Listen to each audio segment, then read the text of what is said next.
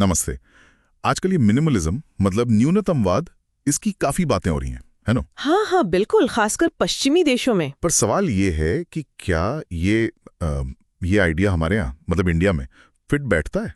हम तो चीजों को सहेज कर रखने वाले लोग हैं। हाँ, वो जुगाड़ वाली मानसिकता। और वो कभी काम आएगी वाली सोच। बिल्कुल। तो ये एक दिलचस्प सवाल बनता है। हमारी संस्कृति में तो भाई संसाधन बचाना, भविष्य के लिए सोचना सिखाया जाता है। तो क्या ये मिनिमलिज्म हमारे लिए भी कुछ मायने रखता है या बस एक बाहरी हवा है? आज इसी की थोड़ी गहराई से पड़ताल करते हैं। हाँ, देखते हैं कि इसका असल मतलब क्या है और इंडियन लाइफ में इसकी जगह कहाँ है। क्या फायदे हो सकते हैं पैसे के लिहाज से और मन की शांति के लिए भी? हाँ, और शायद इसे अपनाने के कुछ देसी तरीके क्या हो सकते हैं। चलिए तो फिर मतलब से ही शुरू करते हैं। क्या ही असल में? बिल्कुल। देखिए, न्यूनतमवाद सिर्फ चीजें कम कर देना नहीं है, इसका मतलब थोड़ा गहरा है। ये है कि भाई सिर्फ वो रखो जो सच में जरूरी है, जो आपकी लाइफ को बेहतर बनाए, कुछ वैल्यू ऐड करे। अच्छा। ये अपनी जरूरतों, अपनी प्रायोरिटीज को पहचानने का एक तरीका है बेसिकली। हाँ, तो मतलब सिर्फ सामान हटाना नहीं, ये तो अपनी वैल्यू समझने जैसा हुआ।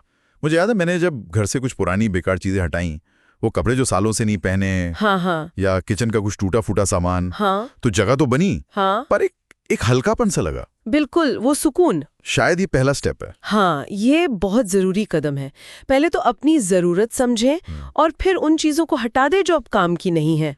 चाहे तो दान करें, बेच दें या ठीक से डिस्पोज करें। ये तो लगातार करने वाला काम लगता है। हाँ, खुद से पूछते रहना पड़ता है। पर एक्सपर्ट, हमारे यहाँ तो चीजें संभालने का रिवाज है। दादी नानी की पुरानी साड़ियाँ होती हैं। हाँ, वो तो है। मेहमानों के लिए एक्स्ट्रा बर्तन रखते हैं। ये कंजूसी थोड़ी है। नहीं नहीं, बिल्कुल नहीं। ये तो हमारी जरूरतें पूरी करने का तरीका है, परिवार के लिए जिम्मेदारी भी है। आपकी बात बिल्कुल सही है। ये हमारी संस्कृति का एक हिस्सा है और इसे छोड़ने की जरूरत भी नहीं है। न्यूनतमवाद को इंडियन कॉन्टेक्स्ट में अपनाने का मतलब ये नहीं कि अपनी वैल्यूज छोड़ दें, बल्कि इसे हम सोच समझकर उपभोग यानी कॉन्शियस कंजम्पशन की तरह देख सकते हैं। अच्छा। ये हमारी पारंपरिक जुगाड़ वाले मानसिकता से थोड़ा अलग है शायद। हाँ, मतलब जुगाड़ तो अक्सर मजबूरी में होता है ना, जब रिसोर्स कम हो। जी। जबकि सोच समझकर उपभोग एक चॉइस है, एक सचेत चुनाव कि भाई खरीदने से पहले रुकें, सोचें क्या सच में जरूरत है। हाँ, क्या घर में पहले से कुछ ऐसा है, बजट में है या नहीं। और शायद कम खरीदें पर अच्छी क्वालिटी का खरीदें, मात्रा से ज्यादा गुणवत्ता पर ध्यान दें। बिल्कुल, और इस सोच का सीधा असर तो फिर पैसों पर भी पड़ेगा। हाँ, फाइनेंशियल बेनिफिट्स हैं इसके। कम और सोच समझकर खरीदेंगे तो सीधी बचत होगी। ये बात तो है। ये उस पारंपरिक बचत से अलग है जहां हम सोना, जमीन या सामान जमा करते थे। यहाँ बचत का लक्ष्य शायद ज्यादा वित्तीय स्वतंत्रता हो सकता है या अनुभवों पर खर्च करने की आजादी। हाँ, ये मैंने खुद महसूस किया है। जैसे घर में पहले से कई कॉफी मग थे, पर एक और सुंदर दिखा तो ले लिया। होता है ऐसा। वो शायद ही कम इस्तेमाल हुआ हो। ऐसी छोटी छोटी गैर जरूरी चीजें रोकें तो पैसा बचता है, और वो पैसा फिर किसी अच्छी चीज में लग सकता है। कोई ट्रिप, कोई स्किल सीखना, या परिवार के साथ क्वालिटी टाइम। सही कहा। और रिसर्च भी यही कहती है कि लोग सामान खरीदने के बजाय अनुभवों पर खर्च करके ज्यादा खुश रहते हैं। और जो बचत हो उसे सही जगह इन्वेस्ट करना, वो फाइनेंशियल सिक्योरिटी की तरफ एक बड़ा कदम है। पैसों के फायदे तो समझ आते हैं, पर वो जो मानसिक शांति वाला पहलू है वो भी काफी जरूरी लगता है। निश्चित तौर पे बहुत अहम है। कम सामान मतलब घर में कम बिखराव, हाँ, कम क्लटर। चीजों को संभालने में कम टाइम, कम एनर्जी लगती है, तो स्ट्रेस कम होता है, दिमाग ज्यादा क्लियर रहता है। ये बात सही है। एक साफ सुथरी जगह, चाहे वो कमरा हो या डेस्क, प्रोडक्टिविटी बढ़ाती है। बिल्कुल। और सोचिए, कपड़ों की अलमारी में कम ऑप्शन हो तो सुबह तैयार होना कितना आसान हो जाता है। हाँ, ये तो है। और आजकल तो सिर्फ फिजिकल सामान नहीं, डिजिटल डीक्लटरिंग भी जरूरी है। अच्छा, वो कैसे? मतलब फोन और लैपटॉप से फालतू की एप्स, पुरानी फाइलें हटाना, ताकि डिजिटल दुनिया में भी वही शांति मिले। सही बात है। तो मतलब ज्यादा अवेयर होकर जीना और उन चीजों को जाने देना जो खुशी या उपयोगिता नहीं देती, चाहे वो सामान हो या कोई डिजिटल फाइल। बिल्कुल। पर इसे अपनी इंडियन लाइफस्टाइल में कैसे फिट करें बिना अपनी परंपराओं को छोड़ें?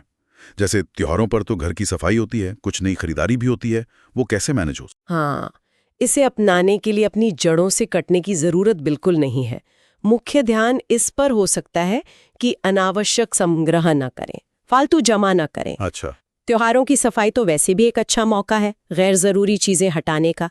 सोचिए जैसे शादी का महंगा जोड़ा है, एक बार पहना गया, उसे सालों तक सहेजने के बजाय अगर किसी जरूरतमंद के काम आ जाए तो कितना अच्छा हो। ये बढ़िया उदाहरण है। और क्या तरीके हो सकते हैं अब देसी स्टाइल में? शायद गिफ्ट देने का तरीका बदल सकते हैं। अक्सर त्योहारों पर ऐसे तोहफे मिलते हैं जिनका कोई इस्तेमाल नहीं होता। हाँ, वो तो होता है। तो गिफ्ट में कुछ उपयोगी चीज दें या कोई अनुभव दें, जैसे किसी वर्कशॉप का वाउचर। एक और नियम अपना सकते हैं, इस्तेमाल करो या हटाओ। मतलब अगर कोई चीज पिछले 6 महीने या साल भर से इस्तेमाल नहीं हुई है तो शायद उसकी वाकई जरूरत नहीं है, उसे हटा दें। ये अच्छा नियम है। और हाँ, एक बात और, हमारे यहाँ अक्सर परिवार बड़े होते हैं, जॉइंट फैमिलीज होती हैं। हाँ, फैसले अक्सर मिलजुल कर होते हैं। तो वहाँ शायद व्यक्तिगत फैसलों के साथ साथ परिवार को साथ लेकर चलने के तरीके खोजने होंगे, सबको समझाना होगा। तो कुल मिलाकर ये मिनिमलिज्म भारतीय जीवन शैली के लिए कोई एलियन कॉन्सेप्ट नहीं है। नहीं, बिल्कुल नहीं। इसे अपने तरीके से अपनी जरूरतों और संस्कृति के हिसाब से ढाला जा सकता है। जी। ये कम चीजों के बारे में उतना नहीं है जितना शायद ज्यादा जीने, ज्यादा अनुभव करने, ज्यादा बचत करने और ज्यादा मानसिक शांति पाने के बारे में है। तो संक्षेप में हमने समझा कि मिनिमलिज्म का मतलब है जरूरी चीजें रखना। हाँ, इसे भारतीय संदर्भ में सोच समझकर उपयोग के तौर पर देख सकते हैं। इसके आर्थिक और मानसिक फायदे हैं और इसे अपनी देसी शैली में अपनाने के तरीके भी मौजूद हैं। बिल्कुल। और जाते जाते हमारे श्रोताओं के लिए एक सवाल छोड़ जाते हैं सोचने को। हाँ, हमारे जो साझा भारतीय परिवार हैं, जहां घर और रिसोर्सेज अक्सर बंटे होते हैं और निर्णय भी सब मिलकर लेते हैं, वहां कोई एक व्यक्ति अपने लिए मिनिमलिज्म की राह कैसे बना सकता है, ये सोचना दिलचस्प होगा। हाँ, ये वाकई एक चुनौती हो सकती है। इस पर जरूर सोचिएगा।